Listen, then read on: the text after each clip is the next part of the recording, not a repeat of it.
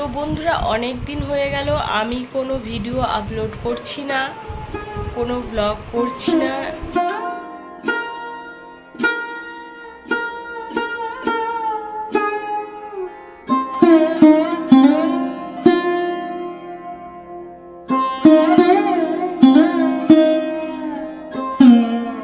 আজ করছি আমার বাগানের গাছগুলোর সাথে।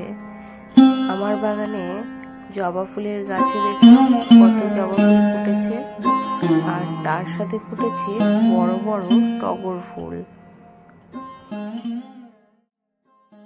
শুভ সকাল বন্ধুরা, অনেক দিন পর আবারও চলে এসেছি আমি আপনাদের সাথে।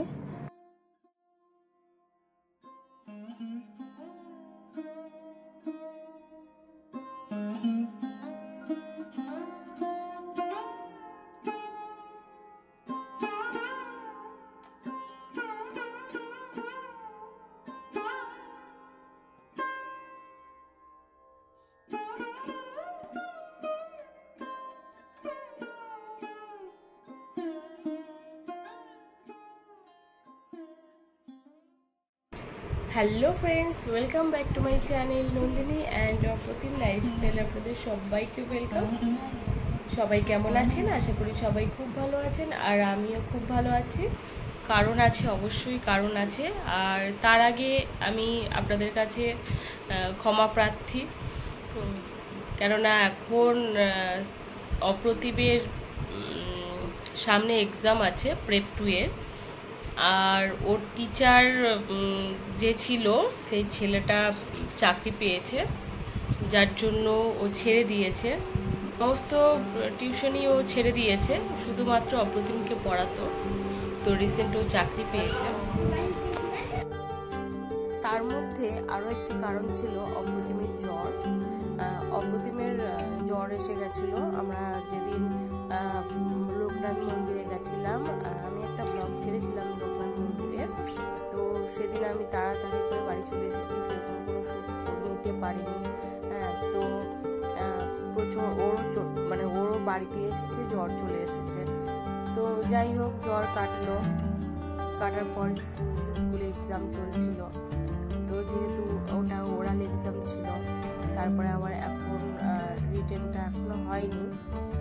তো ওরাল এক্সামের সময়ও না বৃষ্টি, 3 দিন টানা বৃষ্টি হয়েছে, 3 দিনই এক্সাম ছিল।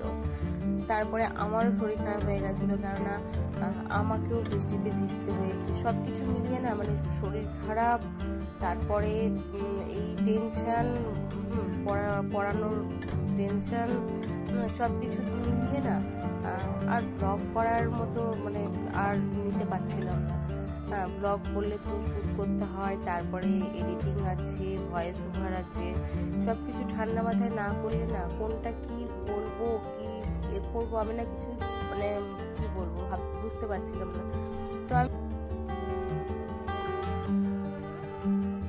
তো এবারে মাছগুলো ভাগ করে নেবো, এটা আমাদের জন্য, আর এই মাছগুলো যেগুলো রয়েছে এটা বাপের বাড়িতে দেব। তো ওদের 6 পিস, আমাদের 6 পিস। তো আমি সচরাচর ইলিশ মাছ নিয়ে আসলে আমি নিজে কাটারই চেষ্টা করি, কোনো মাছই আমি কাটি না। তো অপ্রতিমের বাবা কেটে নিয়ে আসে, কিন্তু ইলিশ মাছটা আমি আমার মতো করে কাটি। এই জন্য ওর বাবাকে বলি যে গোটা নিয়ে আসতে, কেননা ইলিশ মাছের তেলটা, তারপরে কানকো মাথা কোনো কিছুই ফেলি না, ওগুলো রেখে দিই, ওগুলো আবার আলাদাভাবে রান্না করা হয়। আর সত্যি বলতে ইলিশ মাছের মানে ফ্রাই দিয়ে তেল দিয়ে যে ভাজার তেলটা দিয়েই মানে ভাত খাওয়া হয়ে যায় গন্ধে গন্ধে, মানে এত ইলিশ মাছ। সত্যি বলতে আমাদের বাড়িতে তো সবাই খুব ইলিশ মাছ ভালোবাসে। আর অপ্রতিমও দেখলাম এইবারে ইলিশ মাছ আমি ভাজা রেখেছিলাম, একটু কড়া করে ভেজে ওর জন্য রেখেছিলাম। হ্যাঁ, কড়া বলতে মানে ইলিশ মাছ তো ভাজতে নেই, একটু ভালো করে ভাজলেই হয়ে যায়। তো ইলিশ মাছ খুব ভালোবেসেছে। আর আমরা আমাদেরটা সর্ষে ইলিশ করব, যার জন্য কড়াইতে আমি একদম সর্ষের তেল দিয়ে ফ্রাই করে নিয়েছি, একদম হালকা করে ফ্রাই করে নিয়েছি, কেননা ইলিশ মাছ ভাজতে নেই একেবারে। তো আমি হালকা ফ্রাই করে নেব। অপ্রতিম তো ফ্রাই খাবে, আর আমরা সর্ষে ইলিশ খাবো, যার জন্য আমি একটু হালকা ফ্রাই করে নিচ্ছি।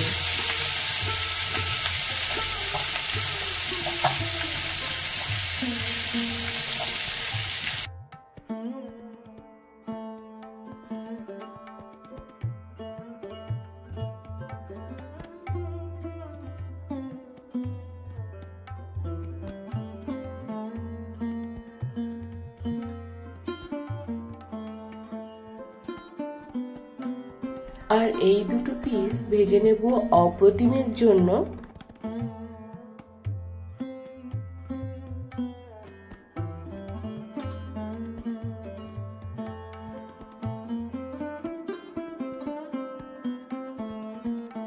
আর এখন আমি দিয়ে নেব কালো জিরে, আর এই মিক্সারে বেটে রেখেছিলাম পোস্ত আর টমেটো, আর এটা শুকনো লঙ্কার গুঁড়ো দিয়ে দিলাম, আর দিয়ে নেব সর্ষের মাস্টার্ড পাউডার, যেটা আমি এখনো অ্যাড করিনি।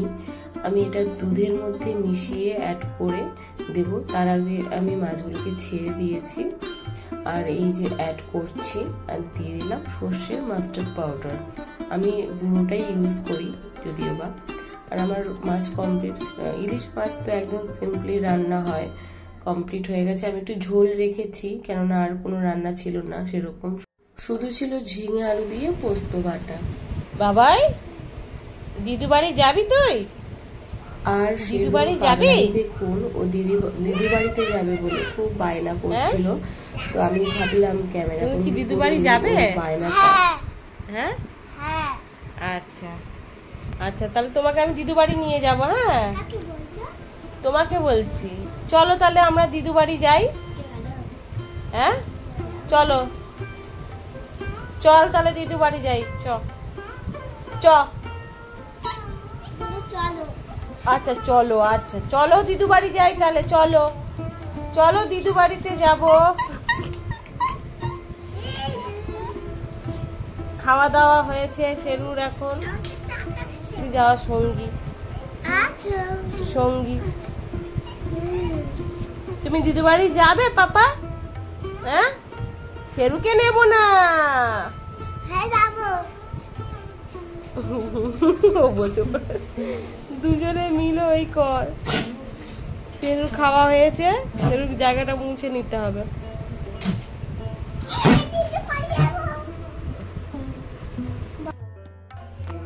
অপ্রতিমের বাবা বাজার থেকে নিয়ে এসেছে এক ট্রে ডিম। তো আমি কি করি, আমাদের প্রত্যেক দিন ডিম লাগে, কেননা অপ্রতিম ডিম ছাড়া একদমই খেতে পারে না। তো আমি ফ্রিজে স্টোর করে রেখে দিই ডিম, যেহেতু ফ্রিজে কিন্তু ডিম অ্যাকচুয়ালি রাখতে নেই। ডিমের গায়ে থাকে প্রচুর পরিমাণে ব্যাকটেরিয়া, যেটা ফ্রিজে অন্যান্য খাবারের সাথে মিশে গিয়ে কিন্তু শরীরের অনেক ক্ষতি করে। কিন্তু কিছু করার নেই, ডিম তো রাখতেই হবে স্টোর করে, এমনি বাইরে রাখলেও কিন্তু নষ্ট হয়ে যায়। তো আমি এই জন্য ভালো করে ধুয়ে ফ্রিজে রেখে দেব। বলো, ডিমগুলো পরিষ্কার পরিচ্ছন্ন করে তুলবো, ফ্রিজে রাখবো। তো এতগুলো ডিম মুরগিতে পটি করেছে, মুরগির পটি লেগে রয়েছে, আর এটার মধ্যে তুলে রাখবো। ডিম রেখে দিই এটার মধ্যে। কে পটি করেছে? হেন, HEN, হেন মানে মুরগি। হেন পটি করেছে। তো বন্ধুরা, আজকের মতো এইটুকুই। দেখা হবে আরও একটি নতুন ব্লগের সাথে। ততক্ষণের জন্য আপনারা সুস্থ থাকবেন, ভালো থাকবেন। আর পরবর্তী ব্লগ হচ্ছে রথযাত্রা, আর শুভ রথযাত্রা শুভেচ্ছা সবাইকে। সবাই ভালো থাকবেন। আর এখন আমি রেডি হয়ে নেব, স্নান টান সেরে এসেছি, ফ্রেশ হয়ে এবার রেডি হয়ে নেব, রথ টানতে যাব ছেলেকে নিয়ে। তো অন্যান্য বছর রথ মানে ঘরে রথের ব্যবস্থা করা হয়, বাচ্চারা ছোট ছোট রথ নিয়ে চালানো হয়, তো সেটা এবছর করা হচ্ছে না। তো এই জন্য আমরা মন্দিরে যাব রথ টানতে। তো এখন আমরা রেডি হব, আর নেক্সট ব্লগে অবশ্যই রথযাত্রা ব্লগ চোখ রাখবেন।